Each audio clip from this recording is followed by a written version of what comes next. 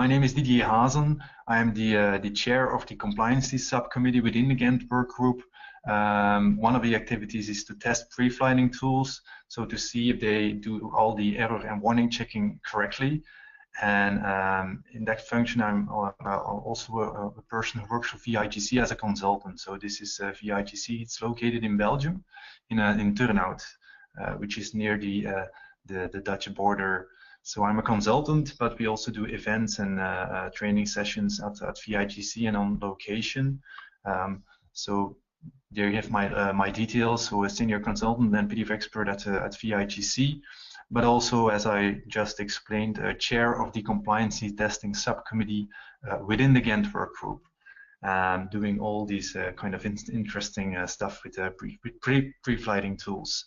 I'm also co-creator of the 9 reasons to pre-flight file, so I should know a few things, or should be able to explain a few things about the file.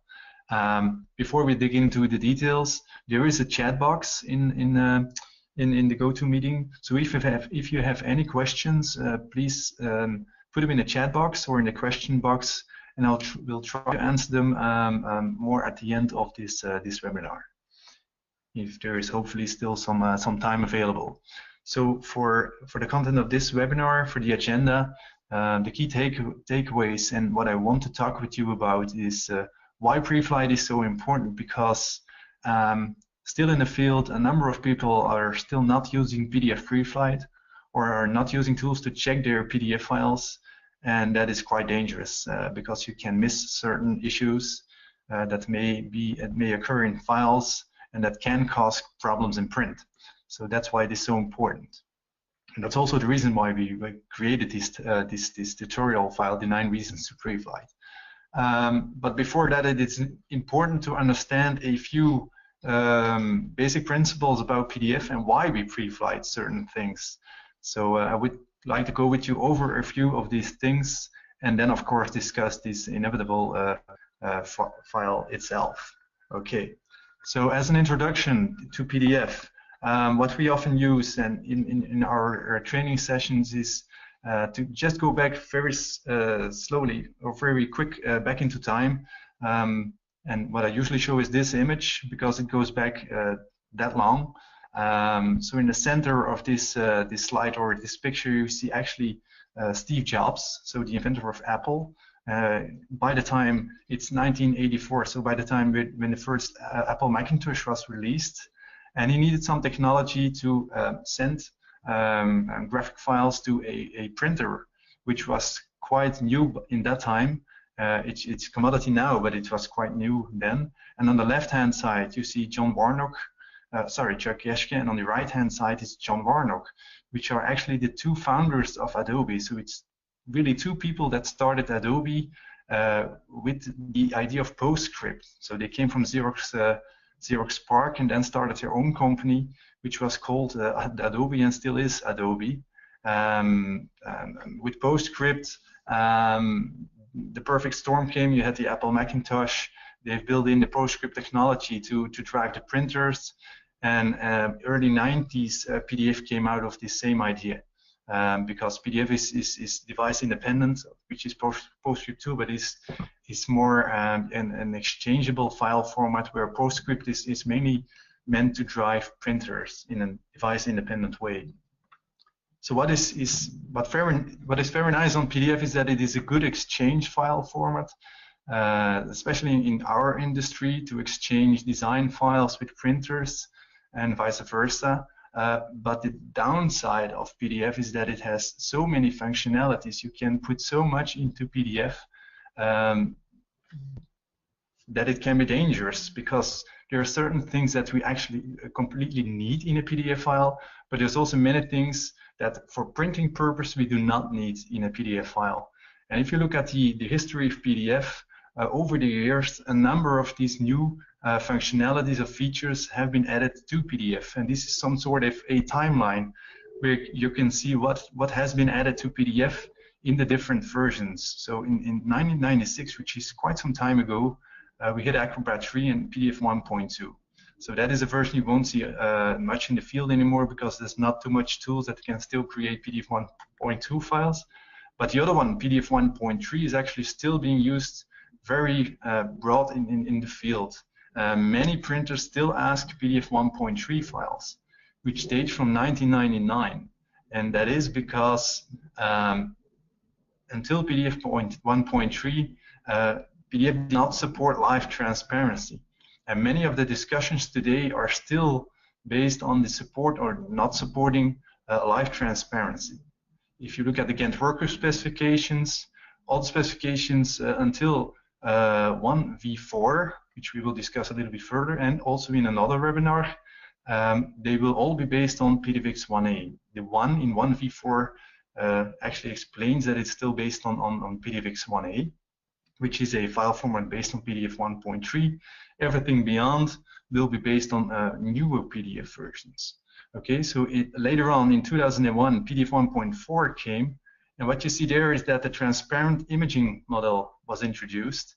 So native support of native support of live transparency effects.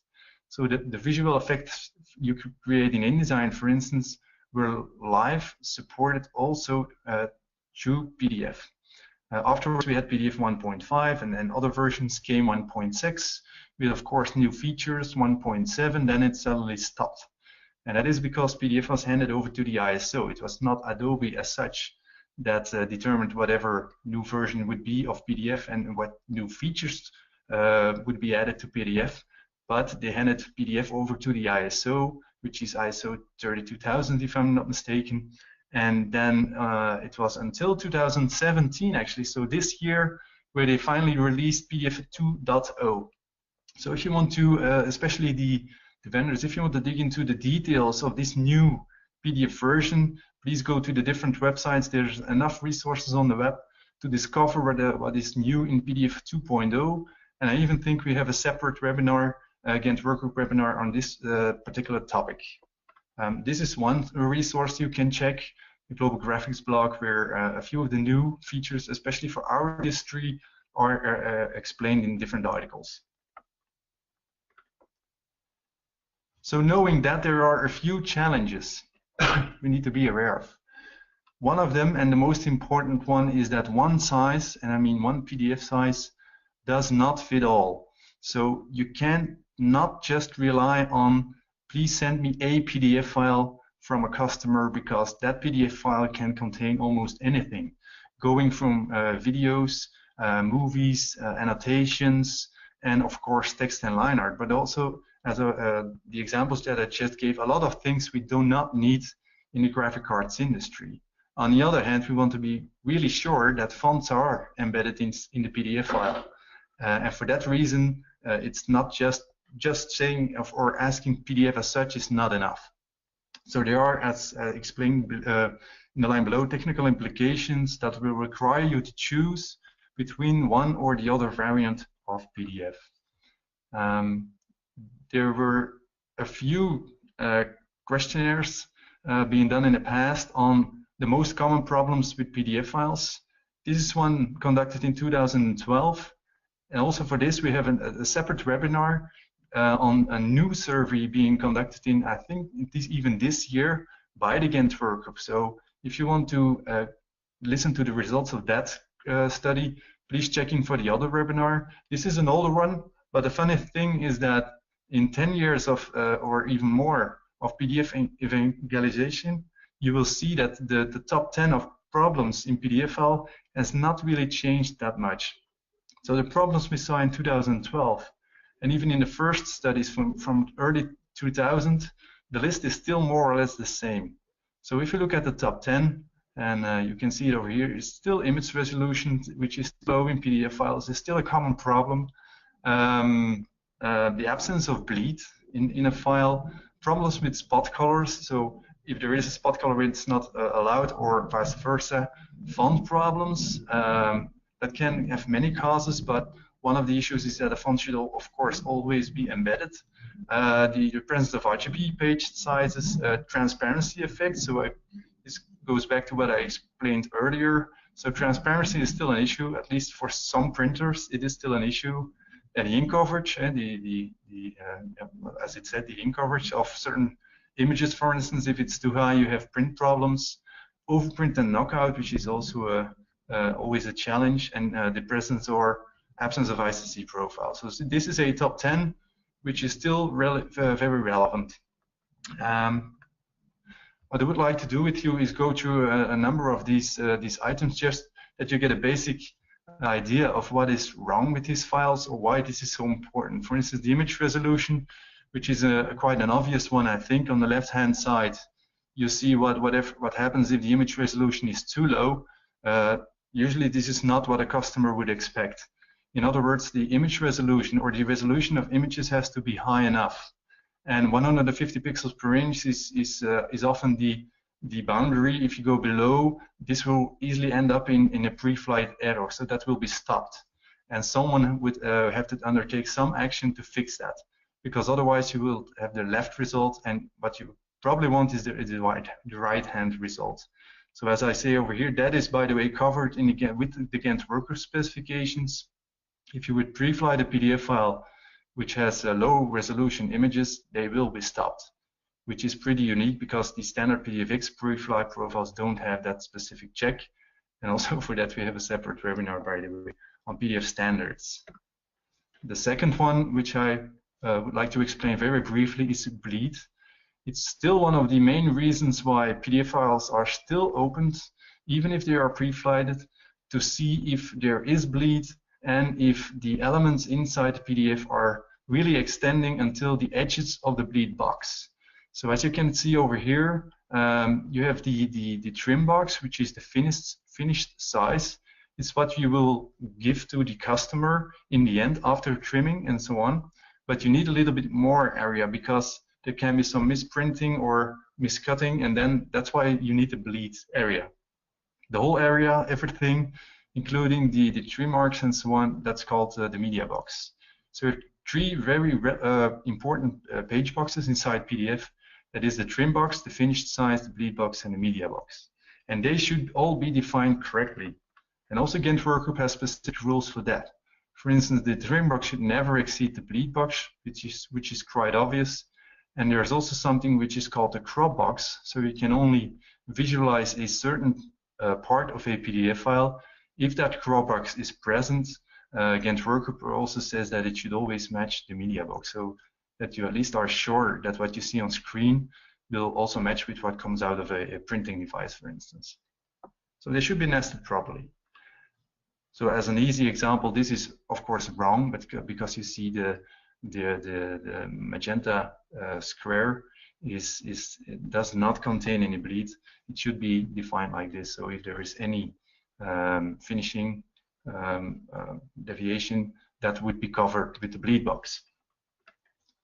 And in a PDF file, you can actually visualize that if you have backbreadth and you go to the preferences and go to page display, there is this check mark that says always show the trim art and bleed boxes. I would definitely encourage to use that so you can see virtually all the page boxes lying inside a PDF file. So these green and blue lines, they will not be printed, but they will give you an idea in Acrobat where these page boxes are located inside the PDF file. Then the next item, transparency. This is a very important one. As I said, starting from PDF 1.4, Adobe introduced something new in PDF, which is called live transparency support. So if you go back to PDF 1.3, this was possible, so you could define opaque objects. Starting from 1.4, you can actually do this. So make things transparent or see through another item.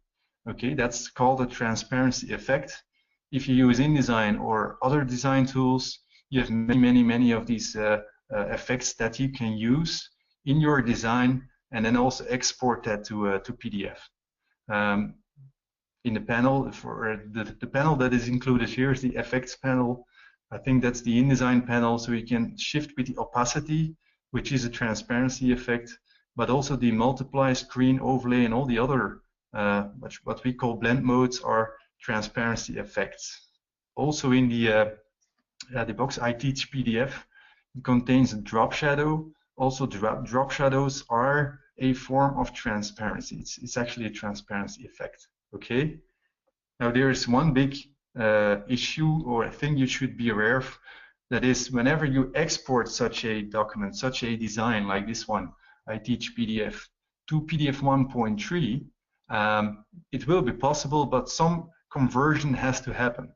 You cannot save this to PDF 1.3 maintaining the live transparency effect. So you will have to do some reconversion, or what we call transparency flattening. So transcode the transparency effect to something that is understood by PDF 1.3 or older RIPs or workflow systems.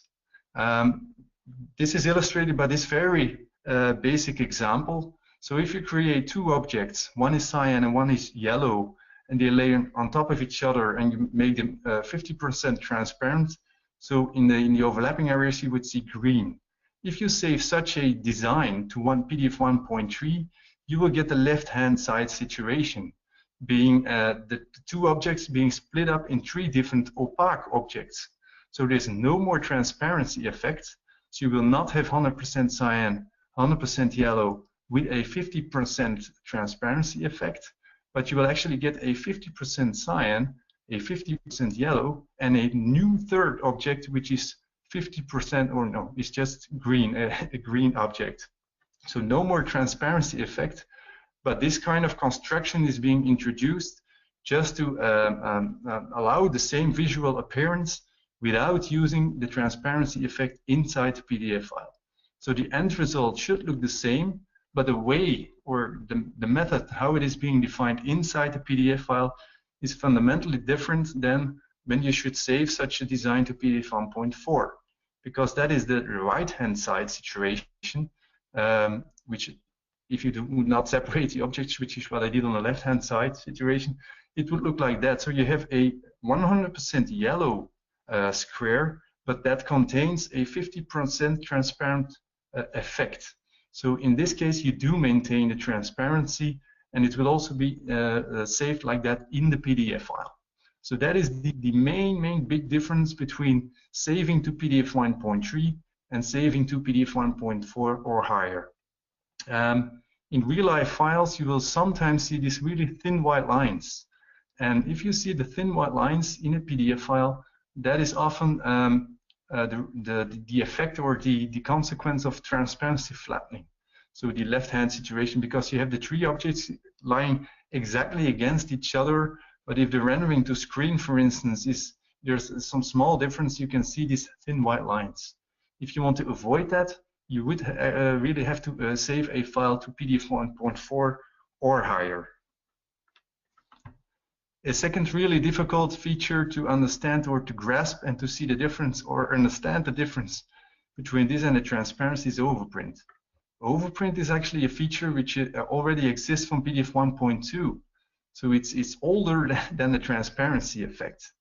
And it is being used, and this is one real life situation where it is being used to overprint one object on top of another.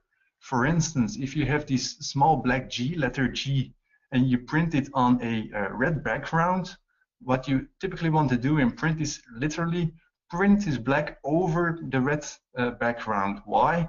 Because otherwise, if the colors are not aligning properly, you would see small borders of white next to the red.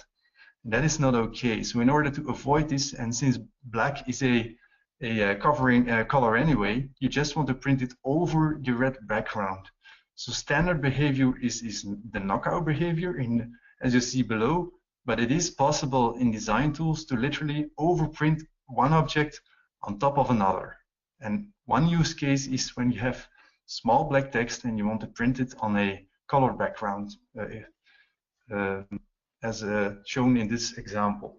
The second use case of the overprint parameter in a PDF file is when using when using trapping, especially in the packaging industry. A lot of trapping is being used, and it is used to add strokes and to literally again overprint one color on top of the other, especially at the edges, because otherwise you would have the left-hand situation, the thin white lines, or the misregistration, which is not okay and does not look fine at all. So in order to do this, also in workflow system and so on, overprint, the overprint parameter is often used. But as I explained, it already existed in PDF 1.2, so it is older than the transparency effect, and sometimes things can go wrong using overprint. For instance, in this case, where the overprint mode is just being ignored. So although it is present in a PDF file, if a workflow system or RIP does not support the overprint, you will not see the left-hand situation, but the right-hand situation. If you ever see this in real-life files or in real prints, just check the overprint settings. There is a chance that you will have to change some of these settings in order to get the result right. So overprint is a difficult thing because you have, in many systems and also in Acrobat, you have a check for it to visualize the overprint yes or no. And if it is deactivated, you will very soon see the right-hand situation and not the left-hand situation. Although in this case, it was actually meant to print it as in the left-hand situation, not the right-hand one. And there is also, of course, with overprint, you can also misuse overprint or use it in cases where it should not be used. And one of the many use cases is white text. If you print white text and overprint it over a red background, you will not see the white text anymore.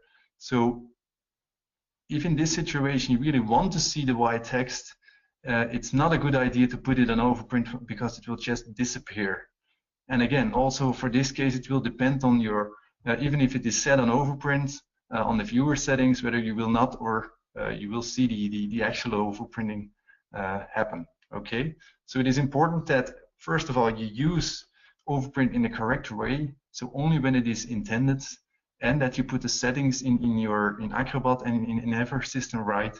So honor whenever overprint should be honored and ignored whenever it should be ignored, although there's not many cases where overprint should actually be ignored. Okay, so that's a lot of things you need to be aware of and to take into account. So how can we, in an automated workflow, in a daily practice, make sure that we do not forget any of these things, like the low, or that we check these things before they go into print? There's one big solution for that, and it's called preＦlight. It comes from the aviation industry, where you also want to check before the plane takes off. And also in this case, in PDF workflows and in the file exchange between designers and printers, it's important that a file is being checked before it is printed on all technical aspects. So preflighting is a method or a piece of software, it's not more than that, to check PDF files on many different technical aspects. Like for instance, what I just explained, the images, is the quality of the images okay? Are the fonts embedded? What about the color spaces? Are they all CMYK? Is it RGB and so on, depending on whatever you want. And if you look at the whole picture, it's the crucial part of a successful graphic arts workflow. And still an underestimated tool. It's built into many tools also, which I will explain later on also. So that's some years ago, where we did a study at VIGC2, and we found that still 30% of the people were not using PDF preFlight. We found that it was time to make a sort of educational file to explain the importance of PDF preFlight. That's actually really easy to do. Just make a bad file or a file that contains a lot of problems and ask people to visually try to find, and again, to visually try to find the 8 main problems in this single PDF page. And what you will find is that it's very hard to visually see all these problems in a PDF file, and this is even a single page. And it will take you a long time before you can go through the file. And if you use preFlight, it just happens in a few seconds. So this is what we created, and I think it was in 2008, a first version of the 8 reasons why you need preFlight. That's how it was called back then. But in the meantime, Ghent Workgroup also evolved, and we invented new specifications based on PDVX4.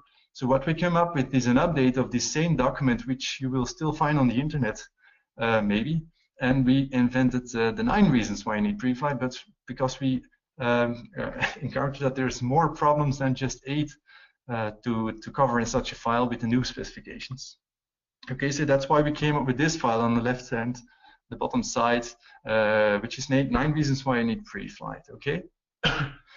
So what is new in this file is so it's not just a copy of the old one. We also invented some new additional things in this tutorial file. And one addition is the an element on transparency blend color space, which I will explain a little bit later on. The second one is it's been branded into Ghent Workgroup style. The first version we made was was not any style, by the way. So we made now an A2 poster, which you can actually print, but also, and probably more important, even most important, there's also the digital version, and you can download it from the Ghent Workgroup website, really to convince and educate printers and print buyers on the importance of prefight. So the file that I was just showing you, this one on the left bottom side, it's freely available on the Ghent Workgroup website. You can download it, you can send it to customers or whoever you want to convince to use prefight. So what we actually did with this file is incorporate a number of typical problems in a PDF file. So for instance, and I have it in my next slide, I think, yes. So this is the main idea. So how to use this file, it works as follows. So the first question you have to ask is if you can visually see all the problems in this PDF file. And as I just explained, that is of course very hard to do because you can only see that much problems visually inside on a PDF page. In order to, there's two aspects. It takes you a lot of time, and secondly, you're not able to visually see all these problems. So in order to discover all the things that might go wrong in such a file, it's better to use prefight. And this is just a nice example of how the prefight report could look like. This is really prefighted based on this prefight result based on the tutorial file. So what you typically get is a whole list of errors and warnings. So in this file, of course, we deliberately added a number of issues with the file. And one of the problems is one we discussed earlier today, is white text set to overprint.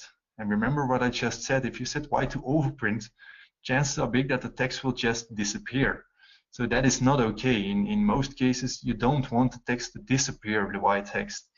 But to shine through on the background. Again, you can check that, try to check that visually, but it is very hard, or you can just use prefighting tools. And that's why it's so important to do that, because you see the arrow there, white text fill is set to overprint. And at least now you know that this white text probably needs to be set to knockout, or that the customer has done something which was probably not intended and which has to be fixed either by you or by the customer himself. And this tutorial file is really good to explain just that single item. Okay, so if you go to the file itself and we try to separate in different parts, and let me try to explain the different parts of the 9 reasons to prefight file. So in the first part we have 1, 2, 3, and so 1, 2, and 3 things you want to at least explain why it's so important to use prefight for these things. So you see an image over here of the person, then the RGB circles, and on the right hand side something about spot color. So again, the question is, can you see the problems with these 3 elements? Probably not. It's only if you start prefighting that you can see a number of things. For instance, this image is being separated in 4 different parts. And at least 2 of these parts are very low resolution. It's not in this slide, but yes, it actually is. Underneath ICC-based is used. You can see that it also contains an arrow saying color and grayscale image is larger than 16 pixels and has a resolution less than. So it automatically detects that certain parts of this image have low resolution. Next to that, it will also see that the parts of the image contain ICC profiles or ICC based. They're actually RGB, and not every printer wants RGB based images inside a PDF file. There's still a lot of printers that just accept CMYK. So again, this file, if that is the case, this file is really useful to explain to people that this might not be the good thing to do. The same for line art. You don't want to have ICC based line art. So on the right-hand side, the unintended RGBs for the line art part. So also that contains ICC profiles, and often that is not intended or is not the idea. By the way, all these things are pre-flight with the new version of the Ghent Workgroup pre-flight profiles, which you can see on top. It's marked yellow. So GWG Sheet CMYK 2015. So these are the PDFX4 based pre-flight profiles, and we have two variants of that. Okay, so this one actually explains is the CMYK based version, which means that it does only allow CMYK based images. So if you would use this tutorial file and not use the CMYK version but the RGB version and just see the difference, it will only complain about the RGB based text and line art. So for the first time, Ghent Workgroup has a version of a pre-flight profile that actually does accept RGB images. Yes, and that is a GWG Sheet CMYK, in this case Sheet CMYK, but anyway, the GWG 2015 CMYK plus RGB. So the RGB means that RGB images are from now on allowed. And this tutorial file is really useful to distinguish or to check both. Okay, so this one does not accept the RGB images and does, but still complains about the RGB text and line art, which is not a good idea to begin with anyway. So Ghent Workgroup still covers a number of the tricky parts. Of course, there's also the third item, which has not actually changed between the past. So the spot color rules, they remain the same. So we have a test element, and this is really funny. So the Ghent Workgroup logo, we deliberately separated in 4 different separations. That was probably not intended. So again, visually very difficult to see that, except if you would use pre-flight, it will automatically say that spot color is being used, as you can see on the left-hand side in the pre-flight report, and it will also show you which separations are being used. And in this case, for this single logo, it's 4 different separations. So someone has to fix this. And that's why it is so important to pre-flight these PDF files in advance or before you send it to the printer. That's for the first 3 parts of this tutorial file. Then the middle part of the file is about font issues, white text and deep black. So the font issues, it's an old one. Fonts should be embedded. That was already the case in the past with PDFX1N. It's still the case in PDFX4 or the new PDF standards. But it is very important to see that and to check that inside in the PDF file. And again, in order to do that properly, you do need pre-flight. So, and if you check a file with one of the Ghent Workgroup pre-flight profiles, doesn't even matter if you use the old ones or the new ones, such things will always be checked or marked, flagged as an error. So fonts should be embedded, and if that is not the case, pre-flight will flag it. And this tutorial file is very meaningful to show you what the issues can be if you would not embed the fonts. Then the second one is white, as I explained earlier. So there's also a test patch. It's not really a patch, but an example of white text set to overprint. So also that is incorporated into the tutorial file. Pre-flight applications should be able to check it, and again, Workgroup pre-flights do check those things. So that's why it's so important to pre-flight again, because it will detect white text set to overprint. That has not changed, by the way, either between the old specifications and the new ones. And be aware that some of the pre-flight tools may fix or set white text, white overprint to knockout automatically. So what I'm showing you here in the pre-flight reports is the errors. But many of the pre-flight tools, also the ones that support the Ghent Workgroup specifications, they often fix certain things. So if you were to run a pre-flight profile over the 9 reasons why to use pre-flight, you will see that a number of things can automatically be fixed. And this is typically one, if you would use the check and fix version of the pre-flight profiles, that white text will automatically be set to knockout as part of a pre-flight fix. Okay. Then the lower part of the PDF document, or the 9 reasons to pre-flight part file, is this. So 7, 8, and 9, and that's how we come to 9 reasons why to pre-flight. It's about the transparency layers and blending color spaces, it's actually the newer stuff, okay? So depending on the versions of prefight profiles that you're using and workflow that you have, you will or will not support transparency layers or blending color spaces, but we enter some really easy examples into the tutorial file, so you can see whether or not it's relevant to check against it. So if you use, and this is pretty important, so if you use the old specifications and you run those over this tutorial file, you will see that you will get an error message on the 7 parts on the transparency saying transparent objects have been found. That is because the text is being set 60% transparent and also being saved as 60% transparent inside the PDF file. So it's a PDF 1.4 file, okay? But if you still have older equipment and equipment that does not support live transparency, well, at least you get an error message on it. So but what is really different with the new specifications? So on top you see now the 2015 specification. You will not have an error on the presence of live transparency anymore. So and again, the 07 part of the 9 reasons to pre-flight is really useful for that, to see whether or not you still have errors and if you still want them. Okay.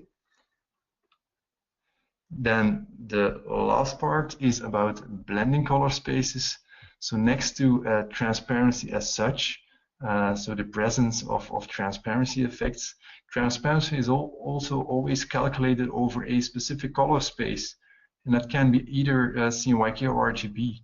But there is a certain issue if the blend color space is defined as RGB, because all the objects in RGB will then look very bright. Okay, so again, inside PDF, it is most of the times it is defined where the blending of the transparency effects should happen over CMYK or RGB. But since we're in a print workflow or in a print world, for print output, we always want CMYK as a blending space because we're outputting to CMYK. But if you have a tool, and I've incorporated this example, on the left-hand side, it is being rendered over CMYK, the transparency effect. But on the right-hand side, this is what happens on a mobile device. For instance, they will happily ignore the CMYK-based blending space for the transparency effects and render everything as RGB. So what you see over here, and that's why we created this tutorial file to make it really visual, is that you get this very bright RGB suddenly. And part of the bar is now very bright RGB, and that is because the blending color space inside the PDF is actually being ignored. And the explanation tries to, or the tutorial file tries to educate or explain what is happening with the blending color space and why it's so important to first know what it is, and secondly, know what to do with it. And for print output, there's 2 things. You should not ignore it if it is present, and it should always be set to CMYK. So if you would accidentally, for instance, someone would make a PDF file with an RGB-based blend space, which is quite uncommon in a print workflow, also prefight will detect this and will stop a file because of the fact that the RGB blending color space is being used. Again, if you look at the file pure visually, it's very hard to detect whether an RGB or a CMYK blending color space is being used. You need prefight tools to detect and to cover that kind of issues. And that is why it's so important to use prefight. So this is the 9th reason we added on top of the 8 previous ones we already had, because by the time in 2008 we defined the first version of the 8 reasons why you need prefight, we didn't bother about transparency because all versions of the specs were all based on PDF 1.3. With the new Ghent Workgroup specifications based on PDFX4, we now introduced the acceptance of transparency. So we also had to make people aware of the fact that it might be dangerous to use the RGB transparency blend spaces. I know it's quite difficult to understand, but if you look at it a little bit more thoroughly and into detail, it might make sense, or it does make sense, but it takes some time to digest sometimes. But the most important thing is that if you use prefight, all these things are being detected and are being covered by the preflighting tools. And of course, the Ghent Workgroup specifications on top of that. Okay.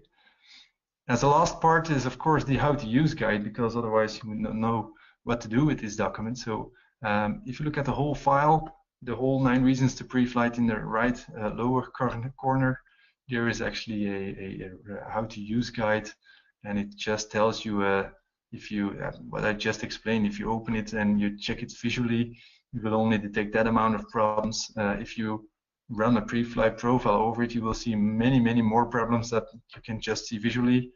You can also use it to print, why not, and detect some other problems too, because it's actually a wrong file. And if you want to check your full workflow, use the Ghent output suite. It's on the lower part. And we also have a separate webinar.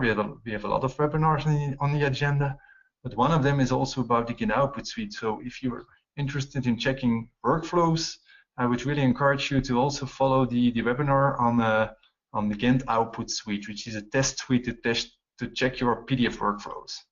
Okay. So where can you find all these interesting things and the 9 reasons to pre-flight file? There is a full poster, which is a A2 format, which is quite big, and it can be found on the following location. So gdg.org/9 reasons pre-flight. That's where you can find this the poster. There's also a first page explaining who Ghent Workgroup is and so on. There is also a list of Ghent Workgroup compliant pre-flight applications, and that is also important to understand, because you cannot use any pre-flight application. No, there are certain pre-flight applications that are compatible with the Ghent Workgroup specification, but it is a fairly extensive list. So just go to this page and see which pre-flight applications or workflow tools you can use to pre-flight PDF files against these, and to use in conjunction with this test file, with this tutorial file. And if you really want to download settings files, now for pre-flight, most of the tools like Acrobat and Pitstop, they have these, and if you have a recent version of these tools, they have the newest version of the pre-flight profiles built in, so you don't have to install anything. If you're not really convinced or you still want to download something additionally for your applications, there's also a web page. It's a little bit under construction. We're going to rebuild it, but just check it, gbg.org/application settings.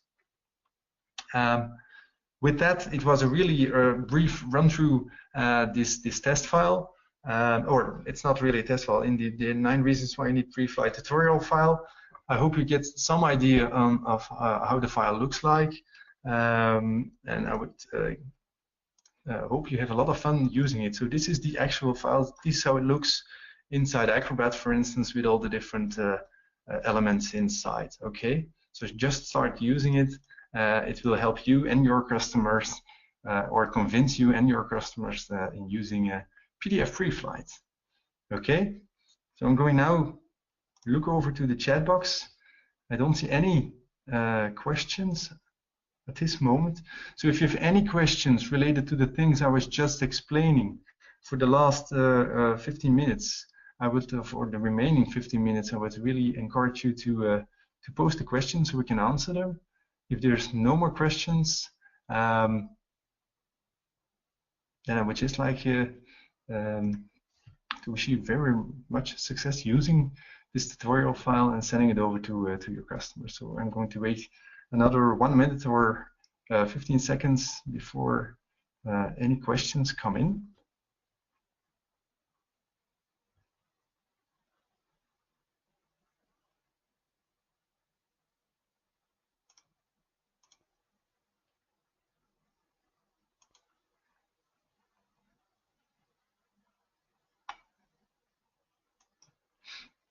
So I'm not seeing any questions as such. So if no one has any questions on this file,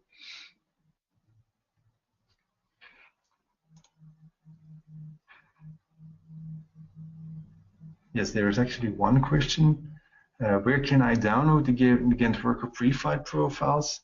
Well, I will try to go to the website. I hope you can see my screen now, the browser page. So the most important area where you will find a lot of things we just talked about is under this tab. It's workflow tools, and then you have application settings. So this is the area where you can actually download stuff, or no, application settings, of course. The downside is that this page is under construction, so it's not really straightforward. So for instance, you can find what is easy to find over here is the InDesign export settings. What is much more harder is to find pre-flight profiles. Mainly the older stuff is still on here, but if you want to use the Ghent Workgroup pre-flight profiles, I would just suggest you to install a recent version of, for instance, Acrobat pre-flight or Pitstop pre-flight, and they are just built in. Okay, so if you open Pitstop Pro, for instance, I'm not sure which version I have over here, but in the 2015 specifications folder, if you open this folder, you will see all these new pre-flight profiles. The older ones are in the 2008 folder. By the way, behind brackets, you can see that these are still built on prefixt1a, and these are built on prefixt4. So just use the latest pre-flight application. I think that is the easiest way to get access to these pre-flight profiles.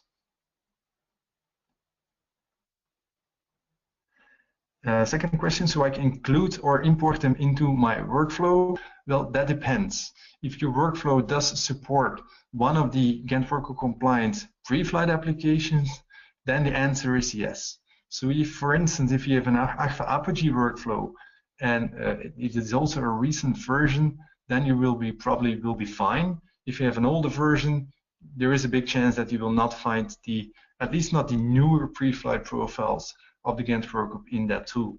And in order to know whether you're okay or not, I would highly recommend you to go to this page. So first we had the application settings, but you can also go to the second one, and that is the compliant applications page. And if we just wait a few seconds, so this is the list of all the tools to date that do support the newest version of these pre-flight profiles, and are really useful to also run the 9 reasons to pre-flight tutorial file. Okay, so these are tools that definitely support the new pre-flight profiles. So you don't have to install anything. Most of them have the Ghent Workgroup pre-flight profiles built in. If you want the older stuff, so the PDFX1A based pre-flight profiles, as you can see, there's more tools that do support those, but the list of Ghent Workgroup 2015 or applications that support these GWG 2015 specs is extending really fast.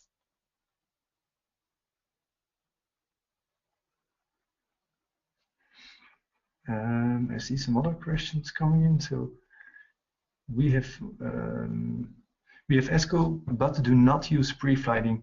Would you recommend their pre-flight products?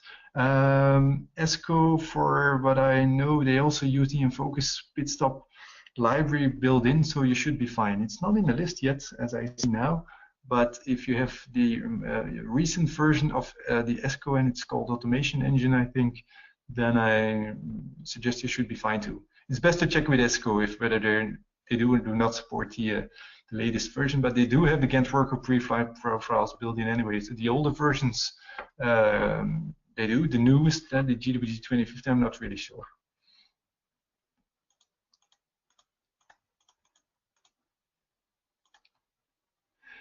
Another question, and we still have some time available. If I need to modify the Ghent Workgroup pre-flight profile, which software should I use?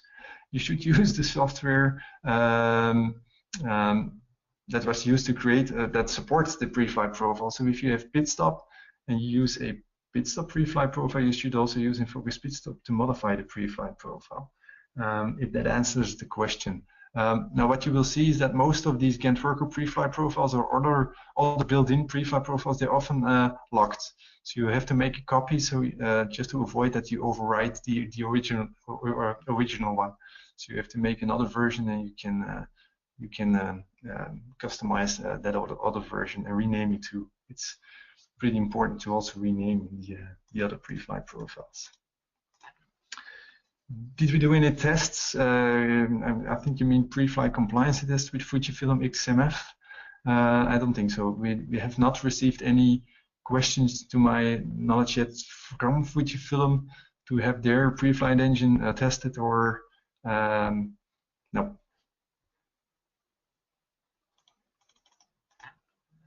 Preorszáight, I know they're working on it to support these Ghent Workgroup pre-flight profiles. I don't think it's already supported in the latest version, but they're definitely working on it. So, so yes, you can use certain workflow tools. Just check with your vendor. If it's not in this list, it's good to check with the workflow vendor anyway. If it's not supported, you can still use other tools like Callas PDF Toolbox, Acrobat, or InFocus Pitstop, which have standalone versions, and that you can put in front or whatever, wherever you want to put it in your workflow to check PDF files on the latest version of the Ghent Workgroup specification. So that's another thing I would like to give you. Okay, so that being the last question, I would like to finish this webinar. I would like to thank you all for attending this webinar, and hopefully we gave enough material for you to, first of all, start using the 9 reasons to pre-flight file, but also attend, because there's many other interesting webinars that we organize, to also attend those. So thank you for listening, thank you for watching, and hope to see you on the next webinar. Bye.